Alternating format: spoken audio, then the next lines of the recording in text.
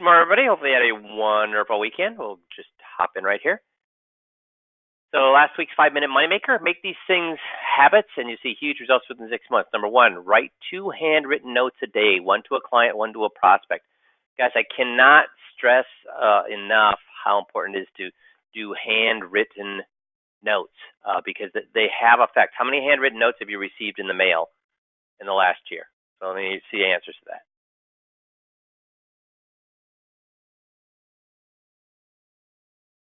Yeah, none. So if you don't get handwritten notes, how much do they stand out when you get them?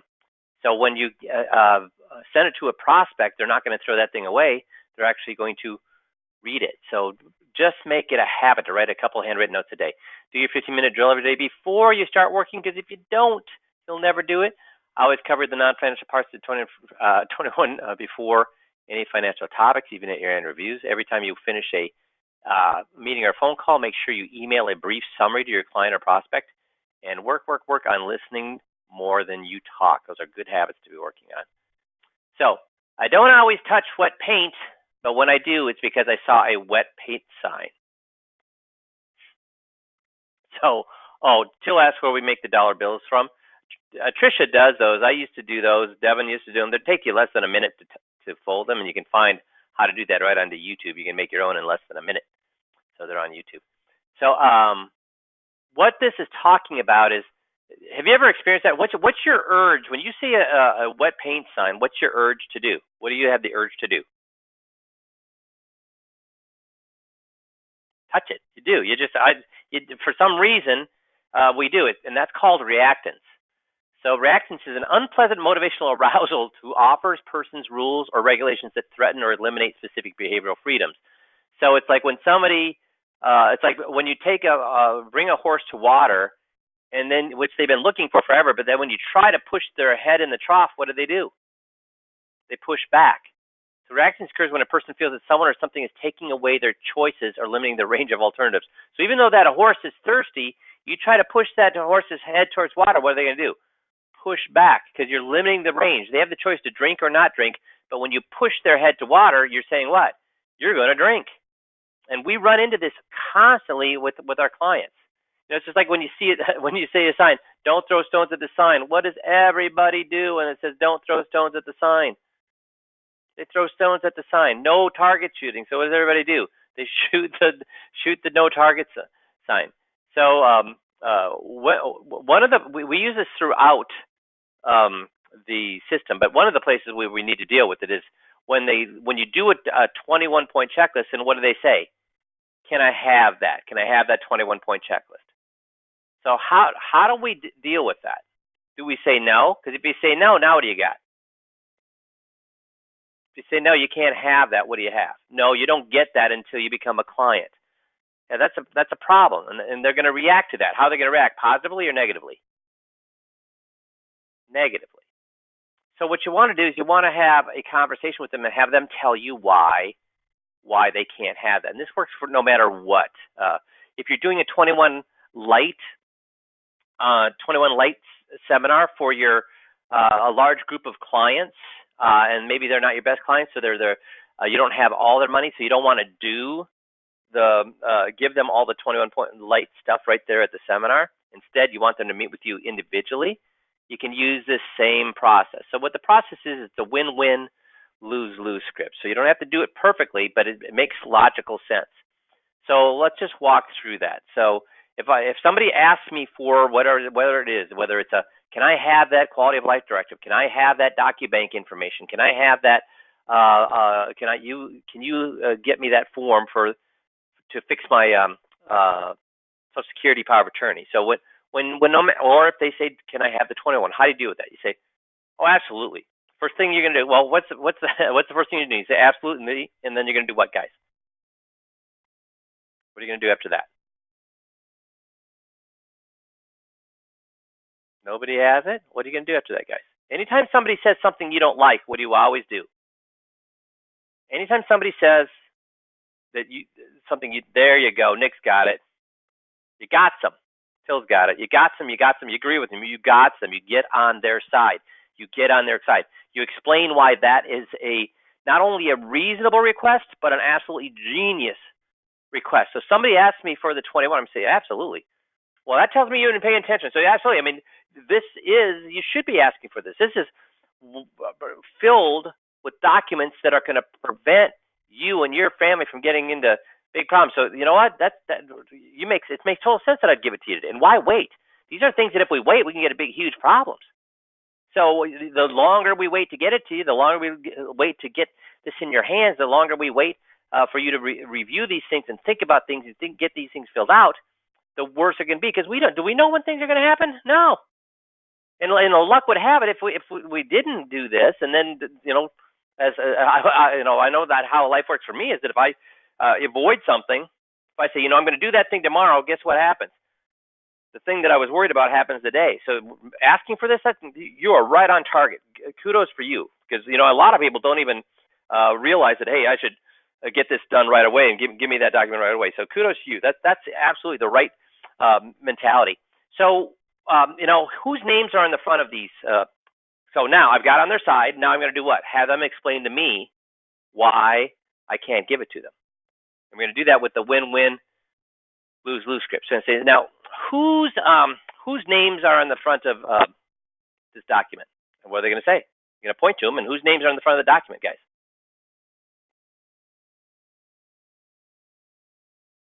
Whose names are on the front of those documents?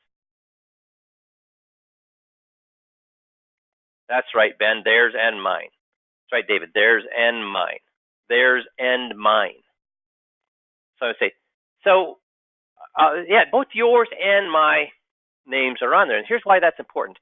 Is everybody on your block the same, or is everybody a little bit different? How about everybody in your block? They have the same amount of money, same amount of assets. Are they all the same age? Do they have the same health? Do they have the same number of kids? Are they all married or and have never been divorced or have second marriages? Is everybody on the block the same, or are they all different? What is everybody going to say when you do that? Yeah, they're all different. And the reason I bring that up is all of these things in this document, there is no one perfect way to fill these things out. There are ways that would fill it out that would be perfect for you and would be terrible for your neighbor across the street. And they maybe would be okay for the neighbor on the left side. If you fill it out a different way, it'd be great for the guy across the street, okay for you, and terrible for your neighbor. So if you think about it, any of these things can be done a way that would help you, only half help you, or actually hurt you. And which way would you want it done? The way that helped you, only half helped you, or hurt you? Which way would you want it done? What do they say to that? The one that helps, absolutely. So and so if I sent you home with this and you did it the wrong way and it hurt you, now you wouldn't blame me, but guess who might blame me? Guess who might blame me? You wouldn't blame me. I know you'd understand that it wasn't my fault. Who might blame me? Guys, yeah, the kids. That's right, your kids. Because they weren't in on this whole thing and they didn't realize, but they're going to see whose name's on the front of this document. Whose name's on the front of this document? Yours, and who else's? Yours, mine. So guess who they're going to blame for this problem that they're facing? Who would they blame? Yeah, me. Because if you did it accidentally wrong, they would. I know you wouldn't blame me, but guess what? They'd blame me. Now let's think about this. Do I win or do I lose if they blame me? I lose. That's right. And do they win or do they lose if you did it wrong? They lose. So that is a what? A win-win or a lose-lose? Lose-lose. Yeah, it's a lose-lose. So now if we do it right, if you allow me to do these things for you and help you do them right, do you and your family win? Do you and your family win if you allow me to help you do these things? Yeah. And who else is going to win? Yeah, me, because then your kids aren't going to be mad at me. So do we want to do this the win-win way or the lose-lose way? Yeah, the win-win way. Do I want to do it the win-win way or the lose-lose way?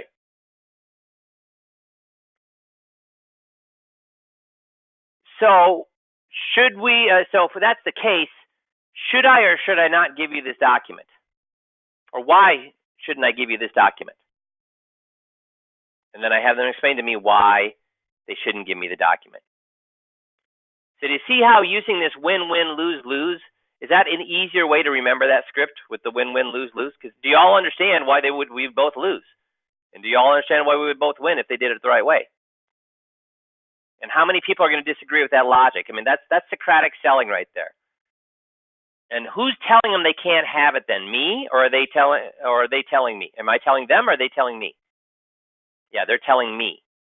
And if they tell me, then guess what? Is it logical and reasonable, or is it not logical and reasonable if they tell me? Is there any hard feelings? So that's the way you handle if they ask you for anything. Whether they ask you for the 21-point checklist, if you're doing a 21 light with a prospect or a client that you don't have all their money and you don't want to give that stuff to them until they move money, this is the script that you would use. So any questions on that? Does that help at all? Good. So habits of unsuccessful people. There's lots of habits of unsuccessful people. Hoard information data, fear change, give up easily. They think they know it all. They try to bring others down to their level instead of rising up to other people's levels. They talk more than they listen. They blame others. All of these things are habits of unsuccessful people. But the thing I want to talk about today is this one: wasting their time. Wasting their time. So if you don't have time, the truth is you don't have priorities. Not that you don't have time. You don't have priorities. You ever heard the quote that if you want something done, you give it to who? A busy person or a person with plenty of time? If you want something done, do you give it to a busy person or somebody who has lots of time? Charles got it. Ben's got it. You're all getting it. Yeah, wow, a busy person. Why do you give it to a busy person? Why do you give it to a busy person? They get things done. I think that's, yeah, all of you are giving me great answers, but the thing is, they are people who just get things done. They don't sit there and delay and procrastinate and think of reasons why they shouldn't do things. Guess what they do? They just do them. So if you don't have time, the truth is you don't have priorities. So think harder, don't work harder. Because in the end, many of the things that we think need to be done in the end, guess what? Got to do this. I have to do this. I have to do this. In the end, we find out what? You didn't have to do them. It's unimportant, exactly. So we have to avoid this urgent feeling and pay attention to what's truly important. Because what we intend to do is what? Do the urgent stuff. Geez, when that cell phone pings, what do you have an overwhelming urge to do? You're talking to your wife, you're talking to your client, you're talking to your child, and your phone pings, and what is more important? Talking to your client, your wife, or your child? Or looking at your frigging phone? But when it pings, what do you have that overwhelming urge to do? And even if you don't answer it, what happens to your brain? Even if you don't answer it, what happens to your brain? Are you fully engaged with you're half listening to the conversation and half wondering who just texted me. See, that's why we have to be really we're kind of like Pavlovian, right? Somebody rings the bell and we're going to go get our treat from the little treat container. So we have to avoid this if we want to be effective. So you have to look at first thing you're going to do is the things that are both important and urgent. Then you do things that are important but not urgent. You're going to plan, when am I going to do those things? I'm going to put them in my calendar to make sure those important things get done. I don't need to do them right now, but I do need to make time for them, so I'm going to plan on when I'm going to do them.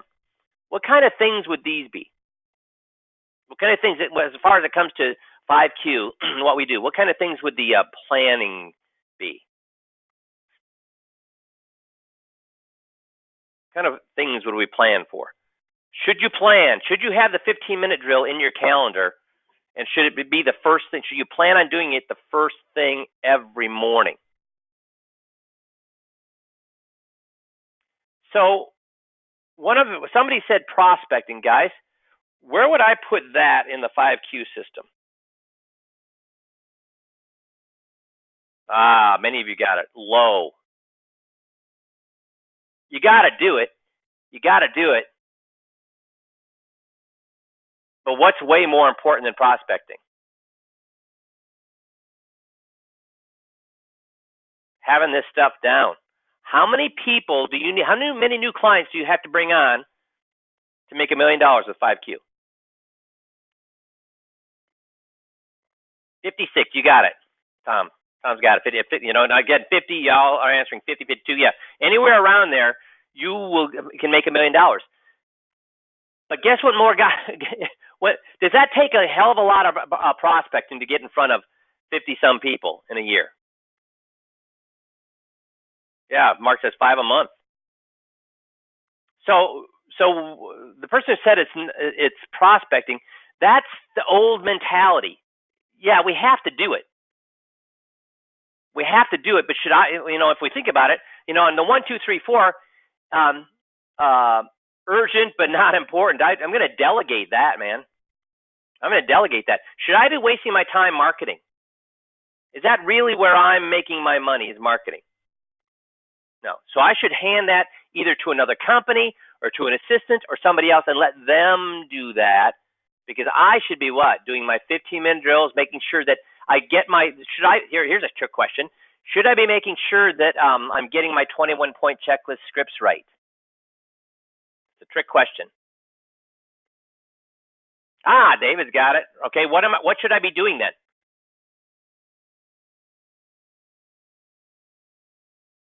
I shouldn't do them till I get them right. I should do them till what?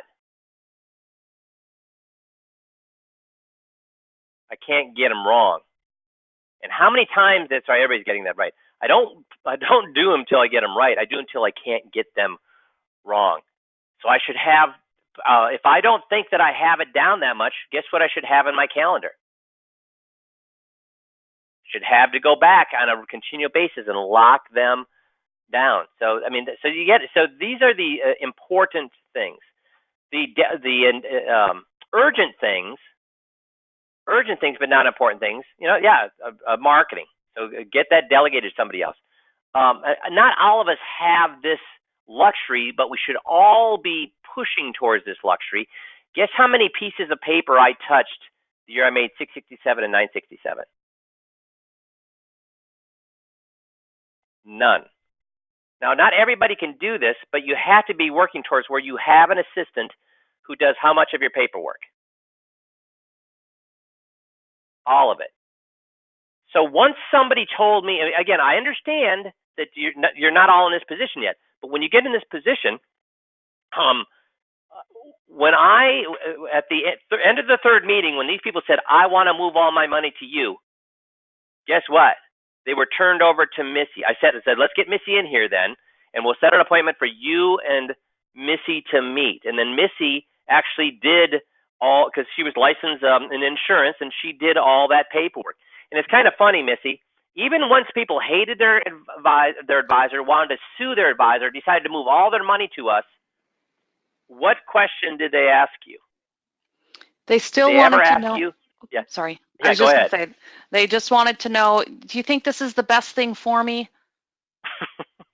Just one more confirmation. So they just wanted that. Yeah, just one little confirmation that, is this the right thing for me? And so having Missy do it was good, because first of all, it saved me time, because all I was doing, meeting with people, conversing with people, having them tell me why they needed to leave their advisor, and having them tell me where they wanted to put their money. That's all I did, and then Missy took care of all that. But do you see how even after they got to a point where they hated their advisor, wanted to sue their advisor, they still asked Missy, even when they're moving the money, is this the right place do you think this is the right place to put my money? They still do that. So so you should be moving that way. Delegate marketing, delegate the paperwork. That's the way you should be moving. Okay? And then you should eliminate what? I'll tell you, one thing you should eliminate is how much. I'm going to actually walk through what you should eliminate. How about if I could could magically find more time in the day for you? Would you be happy with that? If I could magically find more time in the day? Yeah. As long as you wouldn't, take that and just abuse it. So this is actually from HubSpot, eliminate 8 time wasters to reclaim 247 minutes. How many hours is that, guys? 247 minutes. How many hours is it? Yep, 4 hours. So first thing, is this. Don't run your day like this. Don't run your day like this. You walk into the office and you what?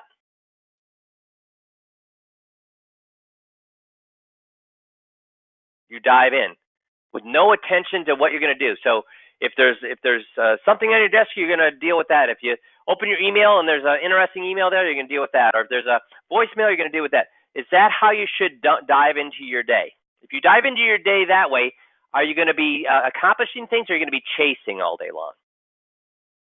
Kind of like when it's that's right, Charlie, chasing. So it's kind of like when we go into our meetings, we always ask clients, would it be okay if I share with you what happens in the next hour or so? The reason we do that is so that we start out asking, we take control of the meeting by asking the questions. Because if all we do is answer their questions all hour long, what happens?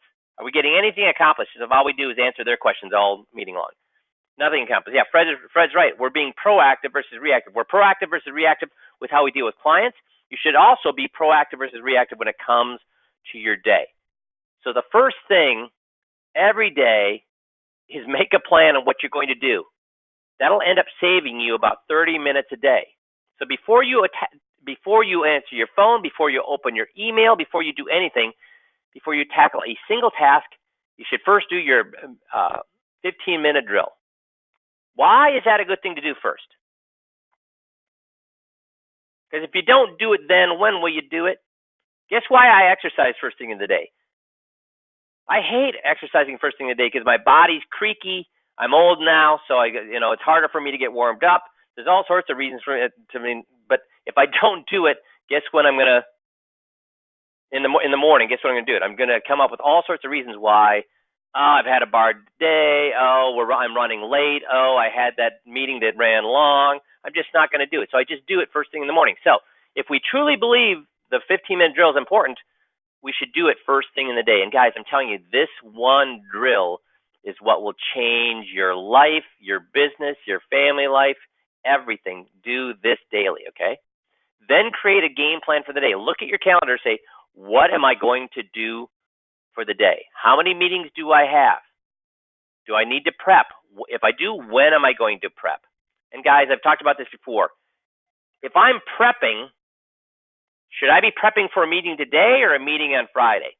If I've got something I'm going to prep for, should I be prepping for the meeting today or Friday? Tom's got it. David's got it. Yeah, days out. If you're prepping, it drives me bananas. And you know it drives me bananas because you never call me with these questions. You call Jerry or you call Jeff, and you say, I'm meeting somebody today and I need this now. Because what would I do? What would happen to my head if you called me and said, I'm meeting somebody today and I need this now? It would explode, right? It would explode. Guys, prep days in advance. Prep days in advance. I never go into a meeting I'm not ready for. Though some of you probably wonder if I'm ready for these Monday coaching calls sometimes. Sometimes I do, I'll confess. Sometimes I'm a little rusty after a week in coming in. But if there's money on the line with a client, guess how prepared I am. Guess how many times I've reviewed it. Guess how many times I've gone through it in my mind or practiced a difficult script before I meet with that client. I know I am ultimately confident before I go in because I've already worked through all the possibilities in my brain of things that could go right and things that go wrong. What else are you going to be working on that day? How much time are you allowing to accomplish it? Put it in the calendar. If you don't put in the calendar, guess what? I'm as guilty of this as anything. If I don't put stuff in my calendar, guess what I do with that hour? I'm checking the news feeds. I'm wasting. Well, Fred, whatever it is, I'm wasting it. It is not productive. If I need to read a book, guess what I put in my calendar? And Missy and Trisha can verify this. I have an hour in my calendar that I say I read. Because if I don't put that in my calendar, guess what? I'm not gonna. So I'll read for pleasure, but will I read books that actually make me smarter? No, because that requires what? Work. If I need to work on a project, I put it in my calendar. Everything I do is in a calendar. I am lazy. And remember when we looked at when we looked at my, when I took that grit test or that test on grit a month ago, was I off the charts gritty? Was I lousy, or was I somewhere in the middle? I was in the middle. I'm not disciplined. I don't have that extraordinary amount of grit. All I do is what? I guess I do. There is one thing that it comes to discipline that I do. And what's that thing when it comes to discipline? What do I do?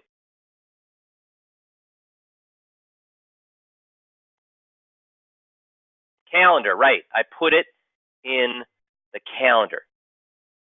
That's the one thing that I say I'm disciplined on.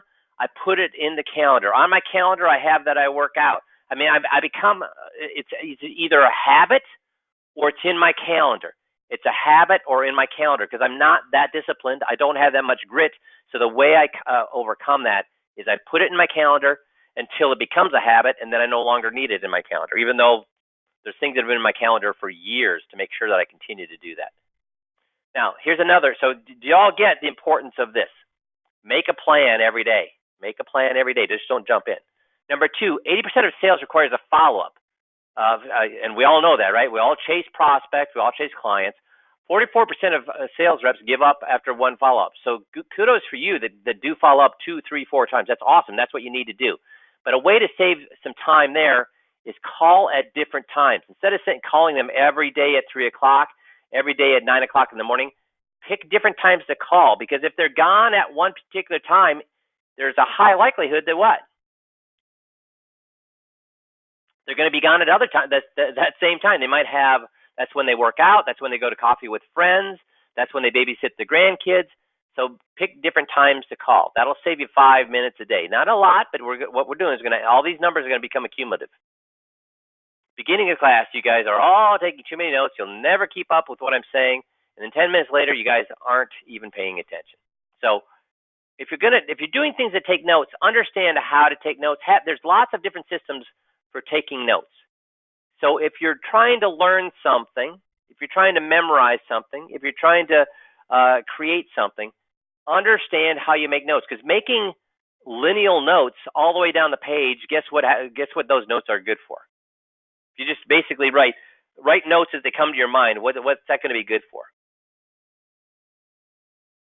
There's a little bit of benefit that you're going to remember more by writing it down on the paper, but it's not really actionable because that's not how our brains think. Our brains don't think linearly. You got to be grouping things. So if you do have to learn a lot of things and you're memorizing things, come up with a system on how to do that. Again, not a huge savings, but 2 small savings, 7.5 minutes and 5 minutes, we're now over what? 10 minutes. Next thing is, when you meet with somebody, what do you need before they leave your office? When you meet with somebody, what do you need to get before they leave the office? That's right, Tom, the next appointment. Fred, Till, yes, the next appointment. Never, never, never, never, never, never, never, never let them leave the office without the next appointment. Otherwise, when is your next appointment going to be?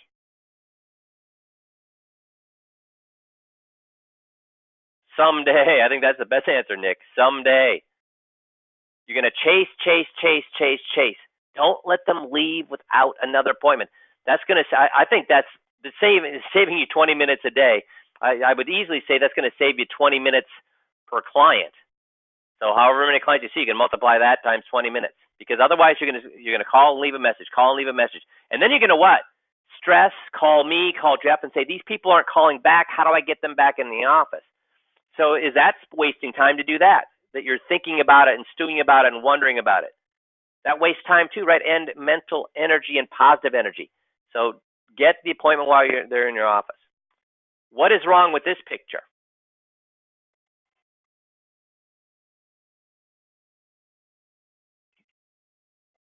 Tom's got it. Nick's got it. Scott's got it. You guys are brilliant. Everybody's getting it. Get rid of this. Get rid of that. What should happen to your cell phone? What should happen to your cell phone when you're working?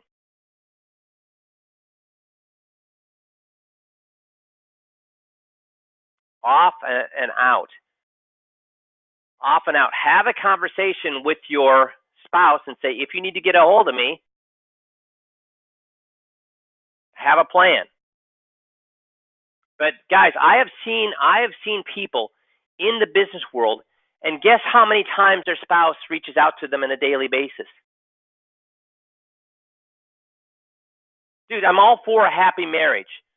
I'm all for a happy marriage, but I have seen it where the spouse is calling them a couple times a freaking hour or emailing them a couple times an hour. You need to sit down and say, what? I can do one of two things. I can be the most awesome husband of all time and be at your beck and call, and every time you reach out to me, I'm going to respond back. Or I can be an awesome husband and be a great provider.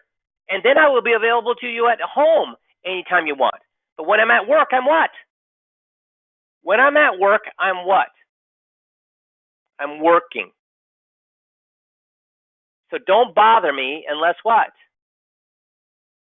It's an emergency. Are kids any different? No. It's an emergency. So, guys, I get it. You love your wife, but you're never going to be successful if you're constantly being interrupted by this constant little putsy things that you're bothered with. Get the dang cell phone off the desk. Also, what besides your wife calling you or texting you and your kids calling and texting you, what else happens with the cell phone? What else happens with the cell phone? Yeah, buddies too, text, I get that. What else is on your cell phone besides the texts? Guys, this is a walking computer. When I'm waiting for coffee, a line for coffee, or I'm waiting at the theater, what does every freaking person have out in their hands and looking at? Their phones. Because this phone here is designed to what? Occupy our time. That's a bad thing. It might be a good thing when you're waiting in the theater line. It's a bad thing at work. We don't want something that's going to occupy our time. We don't want it to occupy our time. Get that thing off your friggin' desk, okay? Please. And it says, they said that will save you 25 minutes. You know what I think it'll save? I think it'll save 250 minutes a day.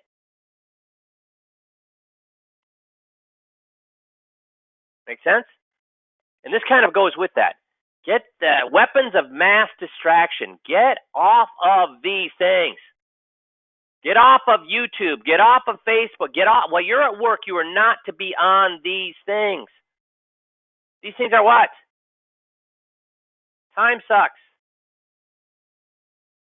Time sucks. Get off these things. Or any other distractions. Time saved, 2 hours. Because here's the problem. Here's the problem. When you get onto Facebook, when you get onto whatever you're looking at, YouTube, it interrupts you. And how long before you can get your mind right and get right back into the whatever you're doing? Whether you're working on a script, coming up with something that you want, a plan for a client, working on an illustration, it takes you a long time to get back into and that's where I say, one of my pet peeves is when somebody stands me up for a coaching appointment. When somebody stands me up for a coaching appointment with very little, with less than 24 hours warning, now I have a half hour in my day. What can I really do? What can I really do in a half hour day? In a half hour? Nothing. Because thinking requires more than that. If you want to do a project, guess what? You got to get into a mindset. You got to get your mind right. You got to get into the flow of things. You can't do Can you do important things a little bit at a time, guys? Or do important things take big chunks of time? Take big chunks of time. So, and so you can't kind of get into the flow and out of the flow, into the flow, out of the flow. You can't do that because you need to get in the flow. And then once you're in the flow, you don't want anybody to be interrupting that. And when you constantly go back to these things, guess what's going to happen? Your whole day is wasted. I'm not saying don't do these things. When am I saying do these things? Any place but where? I mean, I don't do any of these things. I'm not on Facebook. I do YouTube for cat videos, but I don't do Facebook or any of these other things because guess what? When I'm at working, I'm working. Also, have a plan B. If plan A is to meet with these clients and then they stand you up, don't just say, oh, I now have a free hour. You should know what? If one of your appointments cancels, you should know what I'm going to fill in there. Heck, if somebody stands me up, guess what I'm going to do? I'm going to go back and I'm going to listen to my last tape with them and figure out, why did they not think it was urgent enough to come see me versus going to visit grandma, or whatever excuse they gave me? I'm going to go back and I'm going to see what happened there, that there was not enough urgency for them to not blow me off. That's what I'm going to do. That's my plan B. That's how I built the system, is when somebody did not do something, I immediately went back and reviewed that tape to figure out, why didn't they do it? Why didn't they do it? I always have a plan B. Don't look at it as, well, there's a cancellation. I guess I can go golfing today. Oh, that's cancellation. I guess I can go home early today. Have a plan B on how you're going to use that. Time saved, 20 minutes. 12 things successful people do in the last 10 minutes of every workday. One is they update their to-do list for tomorrow. 2, they organize their desktop so they walk into a neat and orderly desk the next day. 3, they review what they've achieved. Guys, this is an important thing. And what achievement should you have every single day with the 5Q system? What achievement can you look back on the day and say, I did this? What achievement should you have? David's got it. Nick's got it. Everybody's getting it now. Well, Ron's new, so he doesn't have it yet, but he's got the right idea. Everybody else is getting it. The 15-minute drill. If you do the 15-minute drill every day, even if the rest of the day is wasted, what can you say at the end of the day? I got a little bit better. And guys, when you get a little bit better, if you just got 2% better every single week compounded, how much better would you be at the end of the year? 287%. 2% better every week compounded will give you 287% better by the end of the year. That's a lot, guys. That's a lot. They reflect on their day. They vet any urgent communications. They stay focused, because that's the one thing we start to drift off. We're just in a hurry to get out of there. They determine their primary goals for tomorrow, which will go right along with the to-do list. They review their schedule for the next morning. Is there anything I need to be ready for? What time do I need to get here? They say thank you to someone. At the end of the day is a great time to do those handwritten notes. That's a great time to do those handwritten notes. They leave on a positive note and then they leave. Guys, when I'm working, guess what? I'm working. But when I'm at home, guess what? So Missy, is my cell phone ever on when I'm not at work? It is not. It is not. So when I'm at home, I'm at home. When I'm relaxing, I'm relaxing. But when I'm working, I'm working. I'm not dicking around. Make sense? And then the last thing is, create a nighttime ritual for more productive mornings. So here's the nighttime rituals of the uber successful. Number 1 is they keep all electronic devices out of the bedroom. No TVs, no cell phones, no nothing in the bedroom. And how much science validates this, guys? How much science validates keeping all electronic devices out of the bedroom? The bedroom is for 2 things. One of them is sleeping, and you all know what the other one is. That's all you should be doing in there. Read fiction for 15 to 20 minutes right before sleep. Fiction, not nonfiction. Why? Because you don't want to be thinking about things.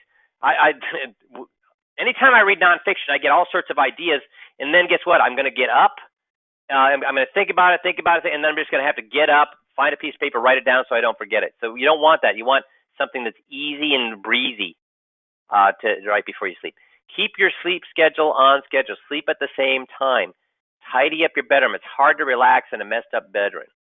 Lay out the things you'll need for the next day so you're not thinking about it. Ask yourself, did today matter? That's that whole show gratitude. Well, first of all, did today matter? Did I accomplish something? But this is also a great time to give, well, actually the next one, to show gratitude or be grateful for something. And guys, is there a lot of science that backs this? Being grateful for something today, acknowledging that there's something that happened today that you should be grateful for. There's tons of science for that. Okay, so when you've mastered your time, And then you master the scripts and the motive and the 15-minute drill and the GOTS and the 5-minute money makers. That's when you're going to bring on every client that you want. So your plan B should be that if you have a hole in your calendar, you got to figure out why you're not bringing on every calendar. Because with the 5Q system, what percent of clients should we be bringing on? 100%. And we won't bring on 100% because that 5 or 10% we don't bring on is because why? We didn't want them? Yeah, that's right, because some people are just darn crazy and we don't want them. Make sense? So I know this had it did not have anything to do with the 5Q system. It had to do with being a more effective person. But is it okay if I cover these things occasionally and how we can become more effective human beings? Super. Good. Well, thanks for being on today. You guys have a great rest of the week, and we'll talk to you all next Monday. Thanks, everybody.